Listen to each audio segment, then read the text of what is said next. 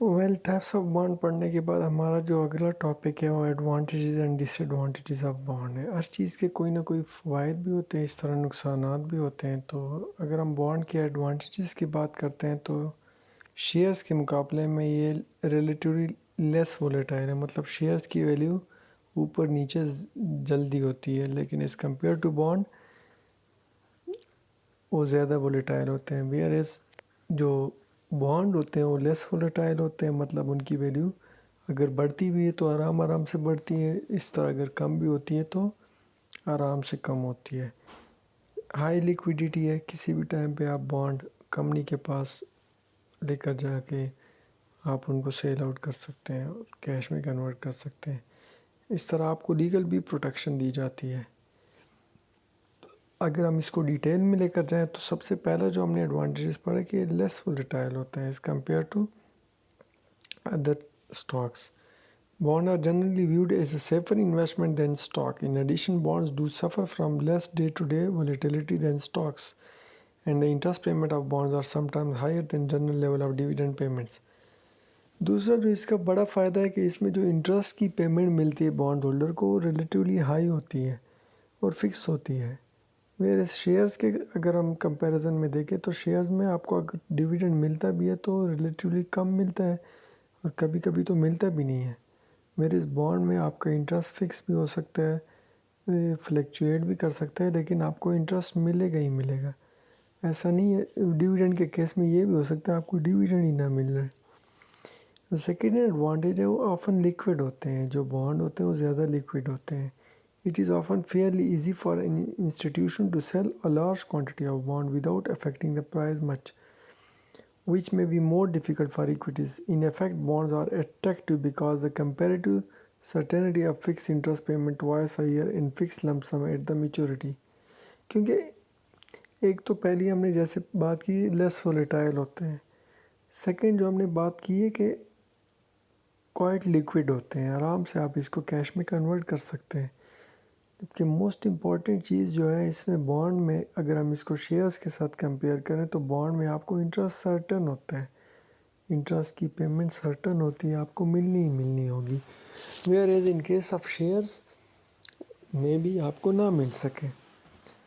जो fourth advantage है bond का कि इसमें आपको लीगल प्रोटेक्शन मिलती है। जब भी कंपनी लिक्विडेट होगी, जब कंपनी ख़त्म होने जा रही हो, तो बॉन्ड होल्डर को प्रेफरेंस दी जाती है पेमेंट की as compare to share holder and other debtors. मतलब उनके राइट्स को फर्स्ट प्रोटेक्ट दिया जाता है एज़ कम्पेयर टू अदर। अब अगर हम इसको पढ़ें तो bonds holder enjoy mayor of legal protection under the law of most countries. If a company goes bankrupt और डिफ़ॉल्ट कर जाए और लिक्विडेट होने वाली हो कंपनी, तो क्या होगा, bond holder will often receive some money back, where is the companies equity stock often ends up valueless. मतलब आपके जो शेयर होल्डर होंगे उनको पेमेंट मिल जाए तो गनीमत होगी, ना मिले तो वो रह जाते हैं अक्सर। वेयर बॉन्ड होल्डर को पेमेंट मिलनी ही मिलनी होती है।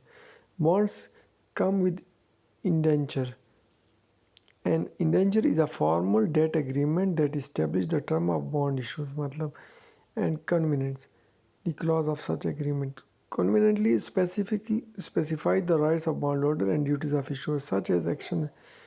अगर हम इसमें ये देखें, there are also varieties of bond to fit different needs of investor including fixed rate bonds, fluctuating rate, zero।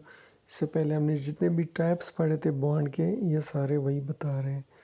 तो इसमें जो तीन मेजर एडवांटेजेस है बॉन्ड के, तो सबसे पहला जो है लेस वोलेटाइल होता है, इसमें आपका जो इंटरेस्ट है वो सर्टन होता है, और मोस्ट इम्पॉर्टेंटली लिक्विड होता है ये इन नेचर। आराम से आप इसको कैश आउट कर सकते हैं, और जब भी कंपनी डिफ़ॉल्ट करेगी या बैंकरप्ट होगी या लिक्विडेट होगी तो उस वक्त सबसे पहले जो तरजीह दी जाएगी वो बॉन्ड होल्डर को दी जाएगी। इस तरह इसके डिसएडवांटेजेस भी है, कुछ रिस्क है इसके साथ, इंटरेस्ट रेट रिस्क के आपका इंटरेस्ट कम ज़्यादा हो सकता है। Second, pre payment risk, credit risk, री इन्वेस्टमेंट एंड लिक्विडिटी रिस्क।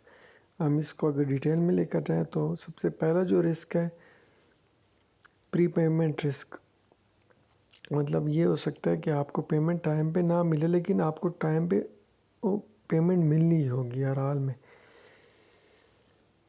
اب نیکسٹ جو ہے اس میں ڈس ایڈوانٹیج ہے price changes in a bond will immediately effect the mutual fund that hold these bonds. If the value of the bonds in a trading portfolio fall, the value of the portfolio also falls. This can be damaging for professional investors such as bank, insurance companies, pension funds, and asset managers.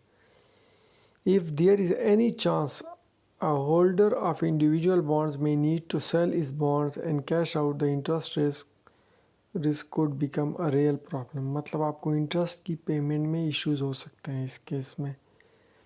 Bond price can become volatile depending on the credit rating of the issuer. مطلب جس نے وہ bond issue کیے تھے اگر اس کی credit rating damage ہو جائے یا کم ہو جائے ڈیگریڈ ہو جائے تو اس کیس میں بانڈ کی جو مارکیٹ ویلیو کم ہو سکتی ہے. لیکن ایک چیز یاد رکھیں اس میں آپ کو انٹرسٹ کی رسک کم ہوتا ہے.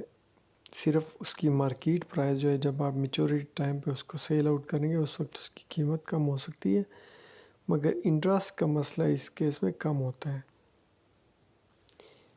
نیکسٹ جو ڈس ایڈوانٹیج ہے کمپنیز بانڈ ہولڈرز میں lose much of their money if the companies goes bankrupt. ہم نے یہ بات تو کی کہ جب بھی کمپنی بینکرپٹ ہوگی یا لیکویڈیٹ ہوگی تو سب سے پہلے بانڈ ہولڈر کو ترجیح دی جائے گی. لیکن اس میں پھر بھی ایشو ہوگا. یہ بھی ہو سکتا ہے کہ کمپنی کے پاس اتنے بھی پیسے نہ ہو کہ بانڈ ہولڈر کو بھی پیمنٹ نہ کر سکے یا اگر پیمنٹ کرنی بھی ہو تو تھوڑی بہت ہو جاتی ہے کمی اس پیمنٹ میں. مطلب اس میں آپ کو گارنٹی نہیں دی سکتی کہ ساری کی ساری پیمنٹ ہو جائے گی. ہو سکتا ہے ایک کمپنی نے سارے کا سارا فنڈ ہی بانڈ کے ذریعے جنریٹ کیا ہو تھوڑے بہت شیئرز ہو تو اس کا مطلب ہے کمپنی جب ڈیفالٹ کرے گی تو بانڈ ہولڈر بھی اس کے افیکٹو ہو سکتے ہیں. بانڈ ہولڈر کو بھی پیمنٹ میں مسائل آ سکتے ہیں. مطلب there is no guarantee of how much money will remain to repay bond holder in a bankruptcy involving reorganization or recapitalization as opposed to liquidation. Bond holders may end up having the value of their bonds reduced. مطلب لیکویڈیشن کے time پہ bond holder کو ہو سکتا ہے اگر 100 روپے ان کے بنتے ہو تو اس کو ریڈیوسڈ اماؤنٹ مل جائے. جو لاسٹ ڈس ایڈوانٹیج ہے کہ سم بانڈز آر کالیبل. کالیبل کا کیا مطلب ہے کہ کسی بھی ٹائم پہ آپ کو جس نے بھی وہ بانڈ ایشو کیے ہیں وہ آپ سے واپس مانگ لیں. تو اس کا مطلب ہے کہ اگر آپ وہ واپس سیل کرنے جا رہے ہیں تو آرگنائزیشن آپ سے اگر واپس مانگ رہی ہے تو آپ کو پیسے واپس کر دے گی. تو آپ کے پاس انویسٹمنٹ کی ایک اپرچونٹی جس میں مطلب آلریڈی آپ کے پیسے انویسٹ تھے جس پہ آپ کو انٹرسٹ بھی مل رہا تھا اور ڈیفائنڈ پیریڈ کے بعد آپ کو پرنسپل اماؤنٹ بھی ملنی تھی تو سارے کے سارے پیسے آپ کو واپس مل گیا تو آپ کو پھر کہیں نہ کہیں سے انویسٹمنٹ اپرچونٹی ڈھونڈنی پڑے گی. تو کالیبل کا یہ مطلب ہو گیا کہ ان دس کیس آرگنائزیشن یا جو بھی ایشوئنگ اتھارٹی ہے اس بانڈ کی وہ بانڈ ہولڈر سے بانڈ واپس لے لیتے ہیں. پھر اس میں یہ ایشو ہو جاتا ہے کہ بانڈ ہولڈر جو ہے اس کو پھر نئی انویسٹمنٹ ڈھونڈنی پڑتی ہے. تو یہ تھے کچھ ڈس ایڈوانٹیجز.